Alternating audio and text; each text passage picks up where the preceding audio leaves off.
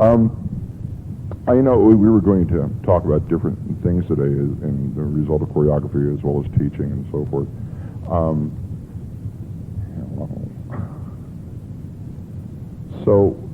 The first session here we're going to talk about teaching and all the ramifications thereof. This is a good time of year to talk about teaching, and since we've got our classes started and are starting to function with each other.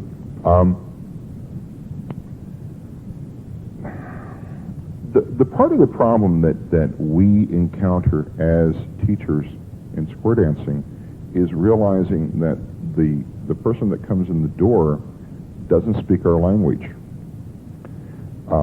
You've seen, every time you encounter somebody out on the street that doesn't speak English, you sometimes theorize, well, if I yell this louder, that they're going to understand what I'm talking about.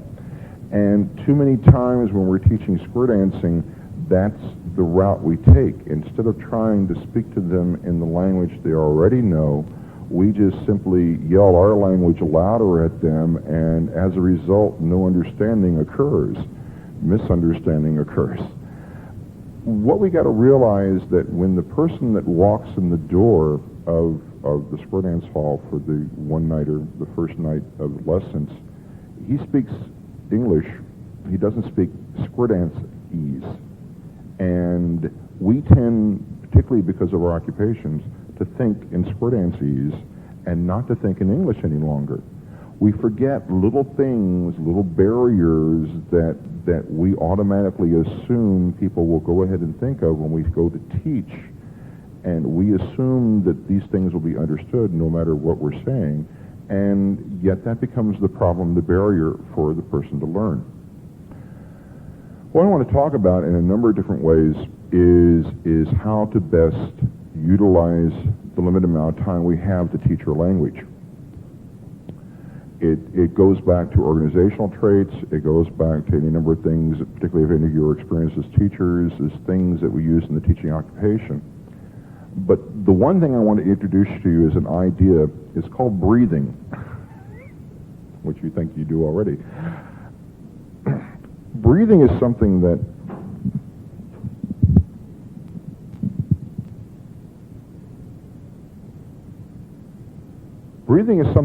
square dancers have been doing for a long period of time, and we do in the course of doing our calls and teaching our calls, and we don't really understand what the process is.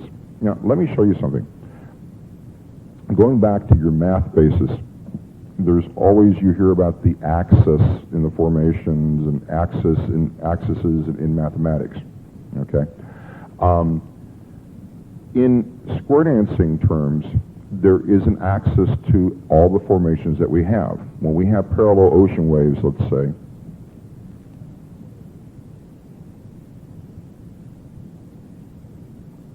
the formation is a matrix that's 2 across and 4 this way. So it's a 2x4 formation, okay? Now, so we're in nice ocean waves. If we were to do a call like recycle, then that takes this formation and makes it into an 8-chain through position that looks like this, which is a general type column. But you notice that the axis changed. This all rotated this way as far as the spots occurred. So suddenly we're 4 across this way and only 2 this way. Okay? So a call like recycle is an axis changer. It's called technically a shape changer. It's not because it changed a wave into a column. It's because it rotated the axis. Okay? Now, in the course of doing many of our calls, let's talk about coordinate. Coordinate starts from a general column setup. We do a coordinate, and it ends up in 2-face lines. However, did you ever notice when dancers first dance to coordinate, we talk about the specific parts of the call. We do the circulate 1.5 and the center 6 trade. Then what's the finale? Well, those 2 center people move out to the outside. The 2 endmost people turn the corner and come up. And suddenly there's this artificial gap in the middle of the square. Now, usually we'll call the couple circulate. We'll do the bend the line, and sometimes it shrinks back and sometimes it doesn't. And what we do as the next call is highly dependent upon the ability of the dancers to hold the formation. What we didn't teach them in the course of doing a coordinate is where the call ended. You know, we're pretty good talking about the starting formation. We're pretty good about talking about what they do. But the final thing that is equal emphasis in teaching any call is the ending formation. And what happens is that at the conclusion of the coordinate, the one aspect that helps to get them into their final ending position is the breathing of the square. It inhales to come back to this 2x4 matrix. It comes back together again. It shrinks in. And that's as equal part of the call as doing the all 8 circulate 1.5 and the center 6 trade and the outsides moving up and so forth. That is as much of teaching the call as it is telling them where it starts from and how to do it. So breathing occurs here in coordinate. It occurs in lots and lots of calls, and you never think about it. If we only did the parts of the call when we're teaching, like bend the line, you would find them way far apart. But we adjust in when we bend the line. What happens on peel off? Well, you get this tendency of being far apart, but there's the breathing to come back in to end up in normal lines. Peel off's another call. It starts in columns here, ends in lines like that. The matrix changed. The axis rotated. Bend the line does that. Even the very simple call like a round 1, make a line of 4. They don't hang around out there. They adjust and move in. The breathing is very, very important for dancers to understand. Now, it doesn't seem very important to us because it's always been implicit in what we learned. But what happens is we create a barrier for the dancer that's learning that. He can't figure out what got him over to this point. He just suddenly either an angel told him or the caller said, well, we're over here like this, and he never really understands why we went to where we went. There's another application, not just of breathing, but another application of the static square startup position. There is a rule that people tend to overlook, which is that anytime you're in the static square setup, that when you're activated to do a call, you take a step into the center to perform the call. And that's different than doing the call out in a normal setup. When we say head square through, there's an extra step to the count. You look at the timing charts, and so many of the timing charts, the calls have 2 different counts. They have a count for when they're in a static square position, and they have a count for when you're doing the call normally. And that's because of the activation of the call. And that has an important aspect for dancers that are just learning how to dance. Why does it take me so long to do the square through from here, and I don't have to do so much when I'm over here?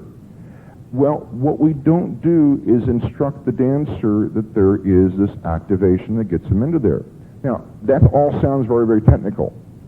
What you want to do is to make these education processes entertaining. You can very subtly move in the ideas of how square activation occurs to things, how breathing occurs to things, how these things all affect how they learn. You can very subtly drop those things in the course of doing the call, and what it does is just remove just a little bit less hesitation and confusion in learning our language. You know, you look at the problems that breathing presents, that square activation presents, that even the teaching, the way that the calls are constructed.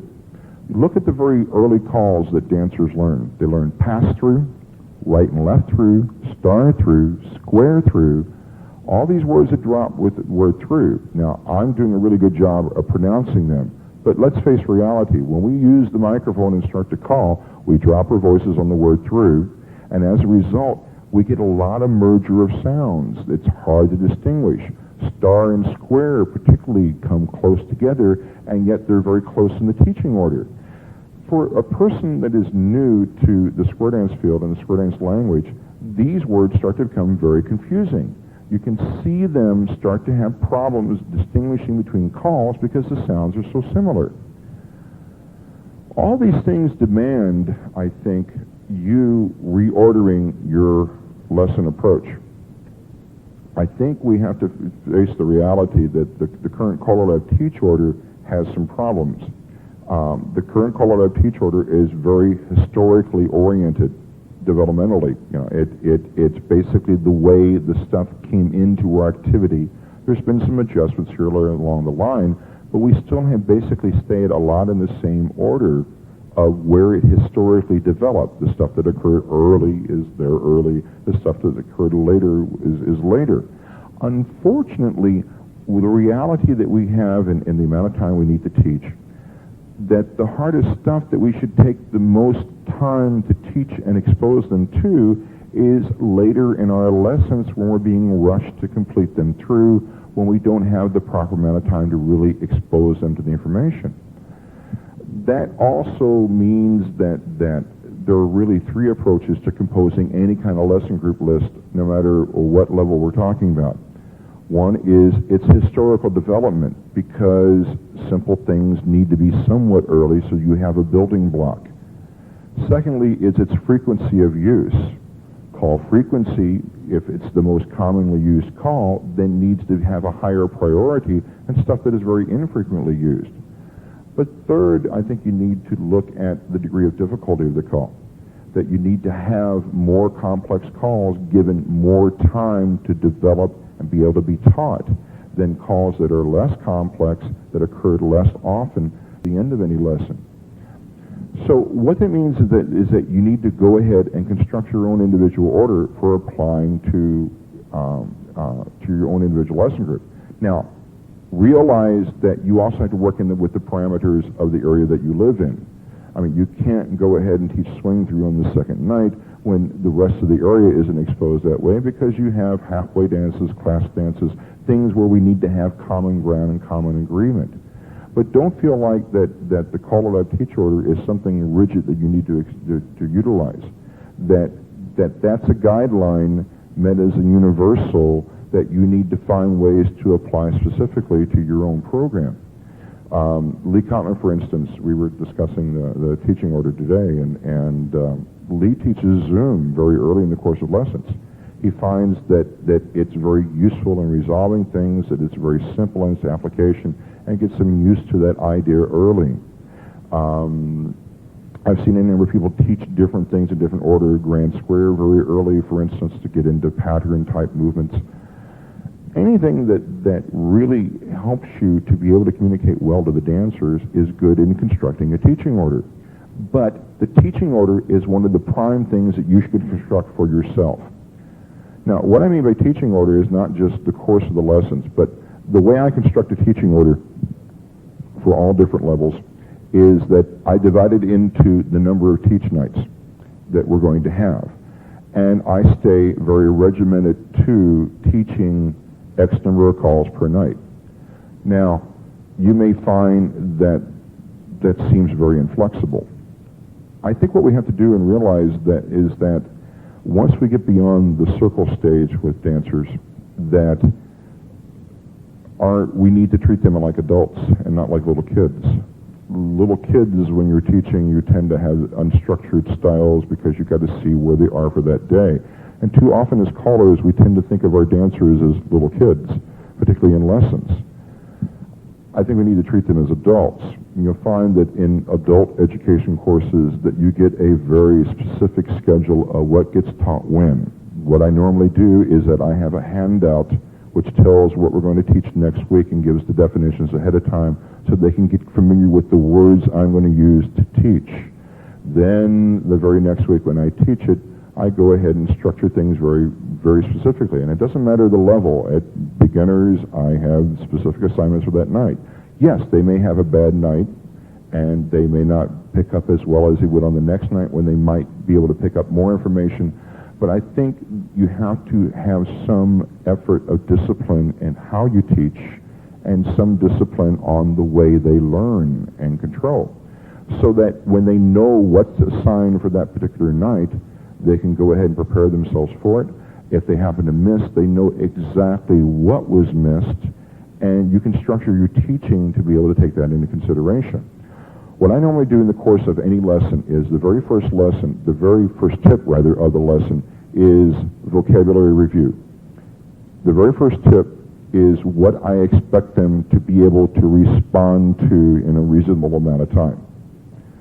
The second tip of the evening is a review of the previous week, what was taught then. They're in a teach format, but it's not quite the same amount of time as if it was the first teach. Depending upon what format that I choose for my lessons, whether I'm teaching 3 calls a night or 4 items a night, then, and that may sound like a lot, but you got to understand how I'm subdividing, is whether I'm doing 3 calls or 4 calls, is the next 3 or 4 tips each of those items assigned for that night. The last tip of the evening is the review of all those items together, again at dance speed. Now, what I mean by items on my schedule is that I may subdivide information into different units. For instance, in the course of teaching wheel and deal, I wouldn't teach both line of 4 wheel and deal and 2-face lines on that particular night.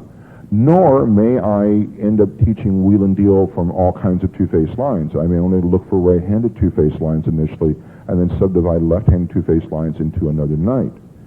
What that does is look at ways of dividing up the information so that it can be absorbed in the course of that evening.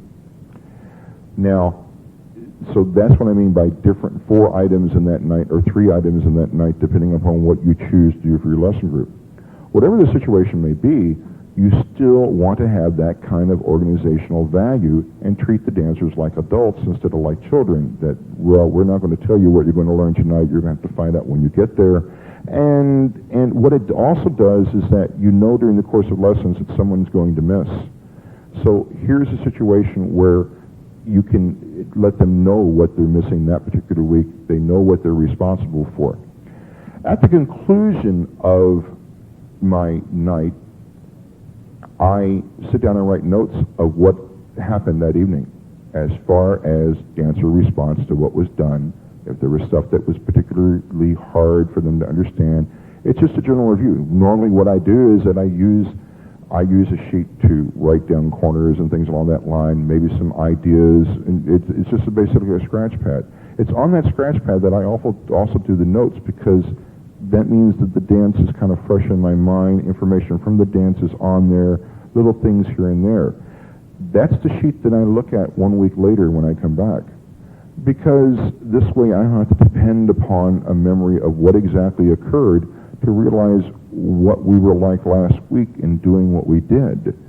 I'm now current with where they are when they're coming in the door, as opposed to having to sort that out from all the other dancers I saw during the course of that week. Now I'm back to being dedicated to them for that evening. So it's that kind of organizational structure that keeps you involved in trying to teach them. It's the same kind of approach then that helps you in these types of situations with the breathing, with the square activation and so forth, that helps you appeal to the person that comes in the door. The person that only speaks English, that doesn't speak square dance language yet. We've got to teach them the square dance language. Realize that there are things that are really large chasms that we assume that the dancers are going to go right through. For instance, we normally start to teach swing through from an ocean wave. And then the very first time we have them in a chain through position, we say swing through, we automatically expect them to go ahead and step to the wave of their own accord to go ahead and function. And we wonder why they have such a horrible problem in doing this. Well, look what happens on the floor. The first thing that occurs is that, well, they'll try to touch from here, which means they have a longer extended grip. It suddenly doesn't feel like the same swing half when they were adjacent like this.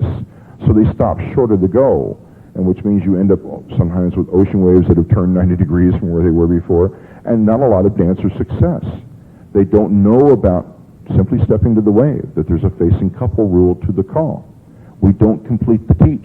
We don't complete the teach just like their square activation. We don't complete the teach telling them about breathing. We don't complete the teach when we don't tell them about stepping to the wave to perform the call. Coming back the other way correspondingly is showing them how to do right and left throughs from ocean waves. Just because I don't like doing that doesn't mean there aren't people out there doing that. And therefore, you need to prepare the dancer, it's what I call defensive dancing, to be able to handle offensive callers, depending on the point of view. I think, I think there's always an amount of legitimacy to looking at different positions when you're calling, but I think we also know that there are callers that call positionally with malice aforethought. They're out to abuse and beat the dancer with their favorite positioning trick. And what happens, unfortunately, is that it turns people off. Unless we take the job to prepare these people ahead of time by using defensive dancing tricks so that they can prepare themselves out on the floor. So that provides that kind of philosophy of preparing the dancer effectively for learning the square dance language is something we have to do consistently through the course of our lessons. And it's only by organizing how you teach you're going to be effective in doing all these things. It means that the list that you have for your teaching order needs to be far more detailed than the caller lab list. It means that you have to remind yourself that there are activation things you need to show. That means you remind yourself that there are times where you need to show how they must step to the way before they perform the call. What is the dancer default? Now, not the fault of the dancer, but what defaults to the dancer to know. The one thing that we do too much of is cue. We have always gotten this philosophy is that we should cue the dancers through things to help them along. The reality is that the dancer doesn't learn until we draw the cue away.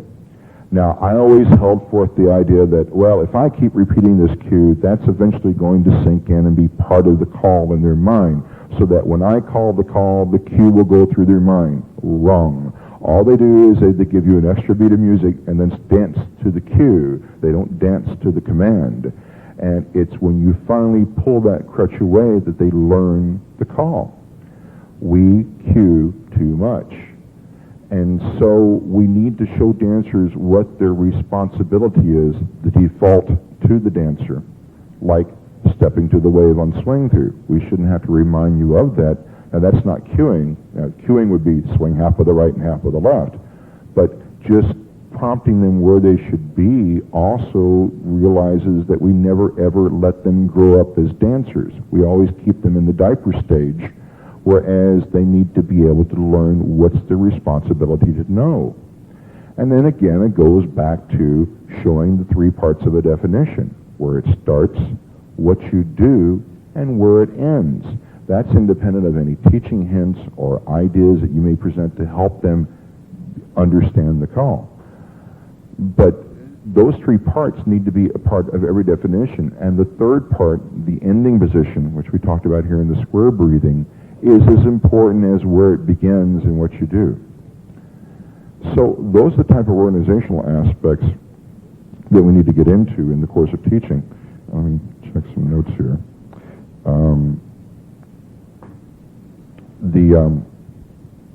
The other thing that happens in the course of teaching is what environment are we teaching in? I don't know if, do any of you use computer cards to mix squares, or do you use them in the course of your lessons? Do you use them at mainstream lessons, or yeah? If you don't utilize them, it's something you should really consider. Computer cards, from the very first time, and if you're not familiar with what they are, they're little cards that Norm sells. They're anytime. They're basically what they are is that you give each couple their own computer card, and it tells them where they dance in a particular tip. And introduced very early into the course of teaching, they can be a great help because they tend to break clicks up very quickly. It tends to mix the floor. Yes, there's no control of, by random selection that you end up with 4 very weak couples in a square and 4 very strong couples in the square. But when we average it out across 30, 40 weeks and that type of thing, that suddenly you do see a balance hit the floor in the course of teaching. And that's really important because I, for instance, do not utilize angels in the course of teaching. I discourage them from coming. And the only time that I utilize an angel is when we have to use them to fill in the last square. Otherwise, I don't want them there because they hide the dancer response.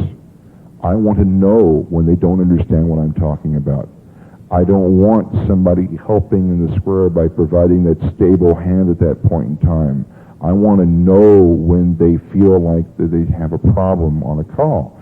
And I can see that readily when they're out on the floor struggling with themselves.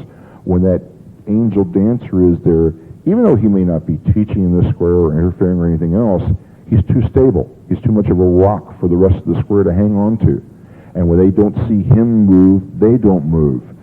Whereas they all might have gone the wrong way initially if they were all there by themselves and didn't have anybody else to look out for. So I really discourage angels from being there. I find that I can do a better job teaching if I don't have them hiding the dancer response. But anyway, the computer cards can go ahead and mix the dancers together so that you get an adequate average square in front of you. They're never super strong, but they're never super weak either. And that's the reality that faces us out on the regular square dance floor. You know, and unless they bring their own people with them that they'd like to dance with, normally squares there are bad squares, there are good squares, there's mixes of weak couples and strong couples. And the other thing that we need to teach is how to play together on the same team. Unfortunately, mainstream tends not to have lots and lots of calls that require dancer cooperation. The two biggest ones are spin chain through and grand square. That's where 8 dancers have to cooperate with each other at the same time.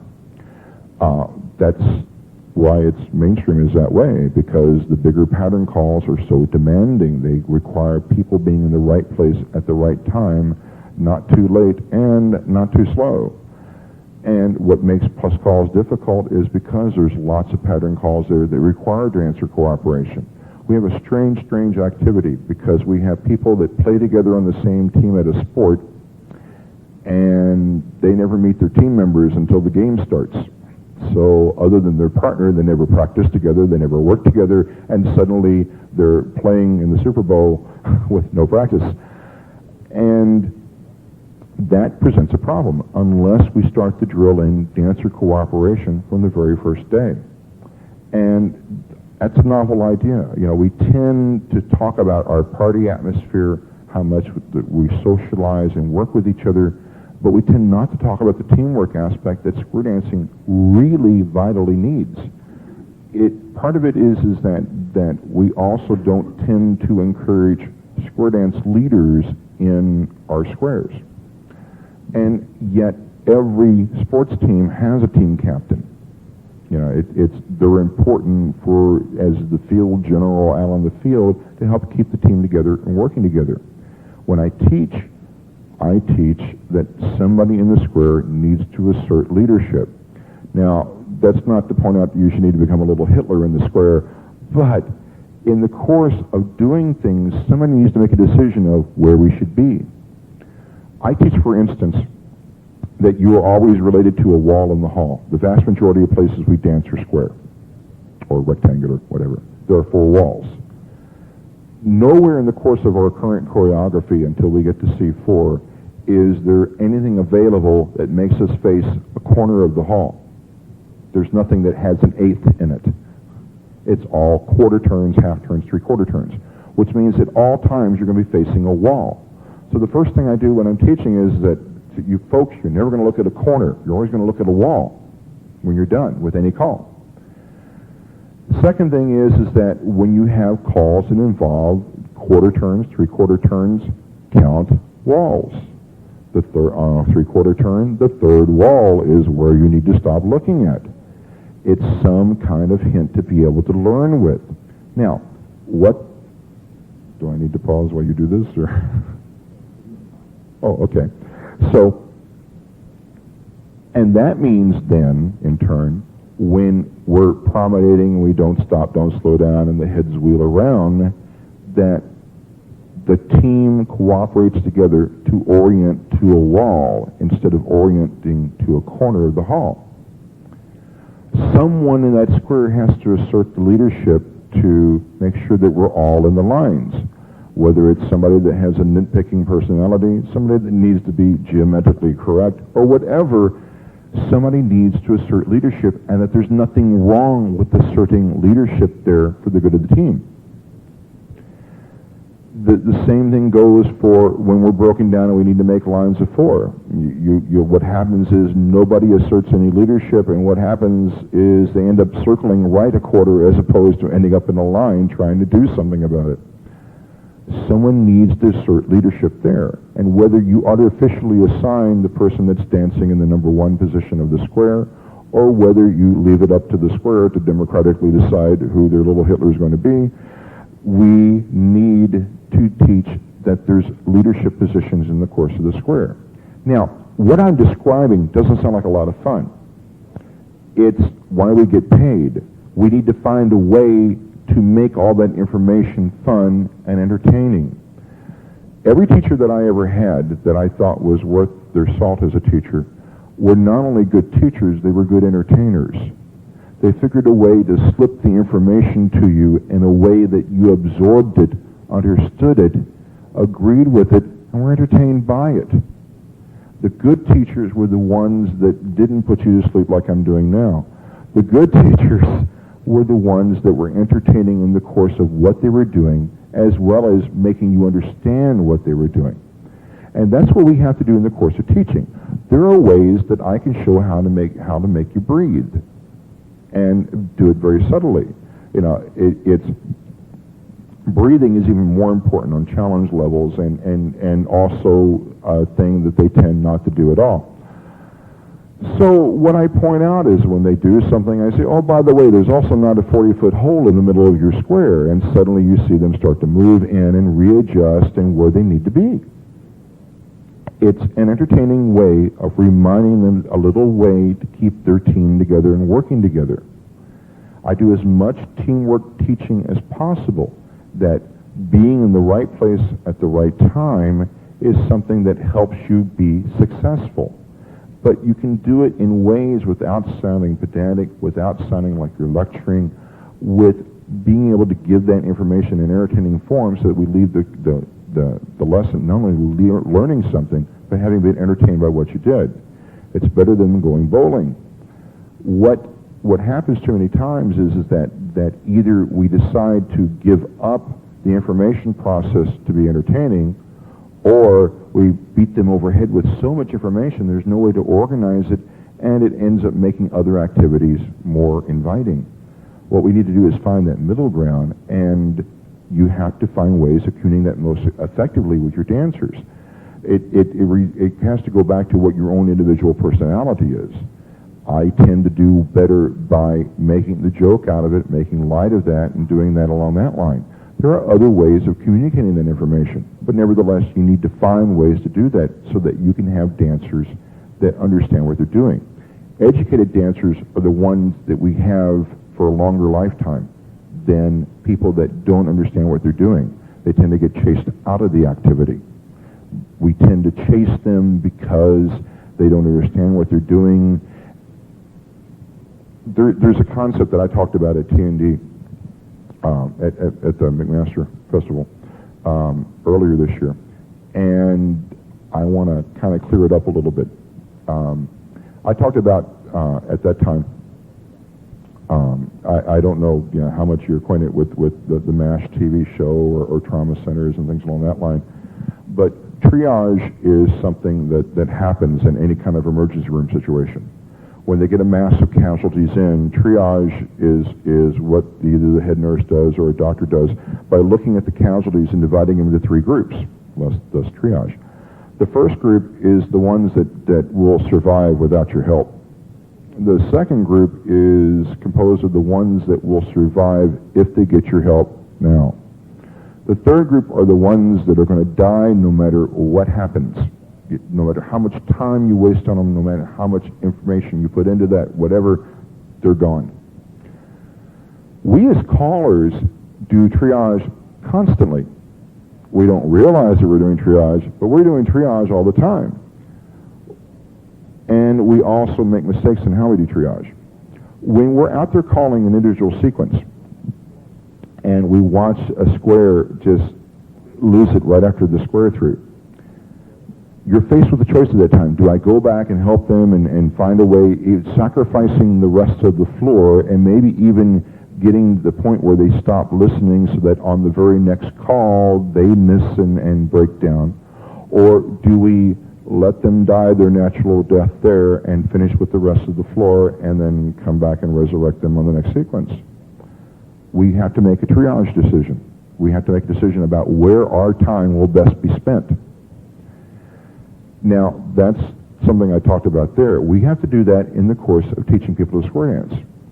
Is that somewhere along the course of the line, when we get people in lessons, that there will be some people that don't learn effectively from us, or from anyone, for that matter. We somewhere along the line have to make the decision about where they fit in our world of square dancing, whether they will be an effective part of it or not. And to the degree that we're willing to face the tough decision of realizing that maybe there's another activity they should go to, or at the best, maybe that they would succeed better with another caller than ourselves, we have to make that kind of decision, because it allows us to have more teaching time with the people that can really gain from our help. There are people out there that should be bowling and not square dancing. There are people out there that should be home with their VCRs and not out square dancing. It's not a great activity for everybody. Nothing is perfect. Well, maybe leave, but nothing is perfect. Send the recording to him. Anyway, I need to get in his good graces. So, we need to face a decision that somewhere along the line that we may have to eliminate people from our lessons. There's also triage is a vital, important part of every single one of our lessons, every single one of our dances, and we need to learn how to effectively use our time teaching, working with people, and working with our dancers. And so that's the concept of triage that I talked about last time. And it's a vital, important part of our teaching as well as it is in our calling. The triage we do during our calling is, at least has the benefit of not being so painful. I can pull the plug on them for a sequence, and then the next tip they're magically resurrected again, and we'll start again, and then maybe this one they'll get through. Whatever the course there is, but you still need to make that decision of when do I stop wasting time with this square and stop helping them and go on to the benefit of the rest of the floor. I will, when the course, some of you that may have heard me call always kind of hear the phrase of, well, I'll be back later. That's when I pulled the plug on the square. And I'll make an effort to help cue, help them through and so forth, but somewhere along the line, I have to pull the plug because it's not fair to the rest of the people on the floor. Well, it's because of him, not because of you. But on that same line right there, No. I mean, there's always responsibilities you have. There's also the default that we talked about to the dancer before of, well, you can either stand there or you can get in lines and see if you can pick things up from there. I want to get back to that idea too on the lines. We have the responsibility of not making our sequences too long. I think, yeah, we're getting to that point in time where we talk about the 160 call sequence. No, thank you. Yeah. No. It was under 200. Well, I lost count. The problem with lengthy sequences is that you lose the carrot and stick education process that is the fundamental part of our teaching process. When we teach, yes, we teach how to do the call and so forth, and then we give them routines, tests, exercises to be able to see how they've learned, just like school. When we do our sequences, the one of the favorite education phrases is that tests measure the ability of the person composing the test and not the person taking the test. And that's a real truism. We have to make test questions accessible for the person that's taking the test. When we introduce square through or we introduce swing through, then we have to make swing through something that can be achieved from a particular position. So, yeah, we want to put them in the ocean wave with one sex on one end, one sex in the middle, so that we can help cue them through it. We've made the test very easy. Then slowly but surely the supports are pulled away. But the very first time you give them swing through, you don't put them in a same-sex facing box of four and not tell them about the facing couple rule where they step to the wave and hope like hell they'll get through it. That's not a successful test for somebody that just learned. Later down the line, that's a good test for somebody that is experienced, but not for somebody that's brand new at what they're doing. The test question measured the skill of the person composing it, and that's the skill you've got to look for, and not their skill. They're paying you money. They want to be entertained. What you want to do is compose of something where they can be successful. So when we're giving them this kind of success, we need then to make our triage judgments of how well they're assimilating the material and what we can do to help them assimilate the material. Somewhere along the line, somebody created a rule that said that we must, as square dance callers, do everything from here. And we lost the ball game there. We abdicated to our round dance brethren the best teaching tool in the world, and that's demos. Demonstrations are such a vital form of teaching, and we don't tend to use it at all as callers. We may demo a swing, we may demo an individual twirl here or there, but actually physically getting on the floor and demonstrating is one tool that we tend not to utilize as square dance callers.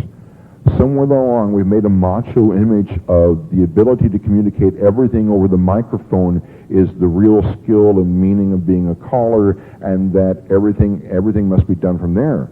Reality really dictates that we need to be able to use every teaching tool we've got because of the factor of learning styles.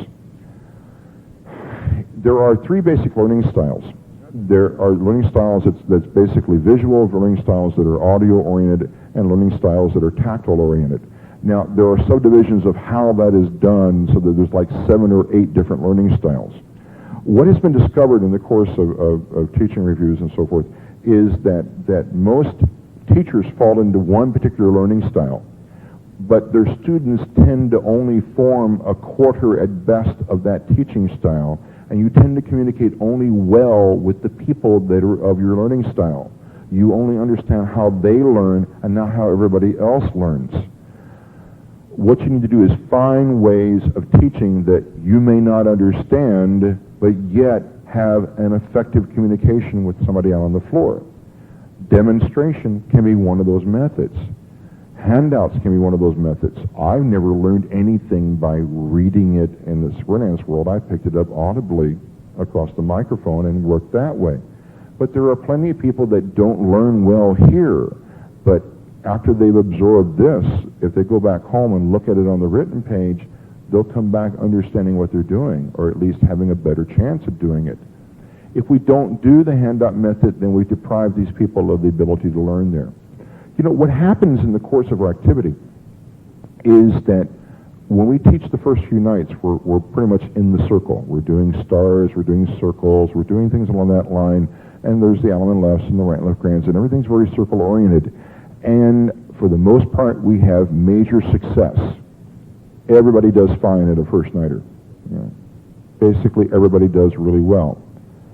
The very first time that we get out to the box, out to the 8-chain-3 position, we start talking about lines and other geometric patterns, we lose a segment of people.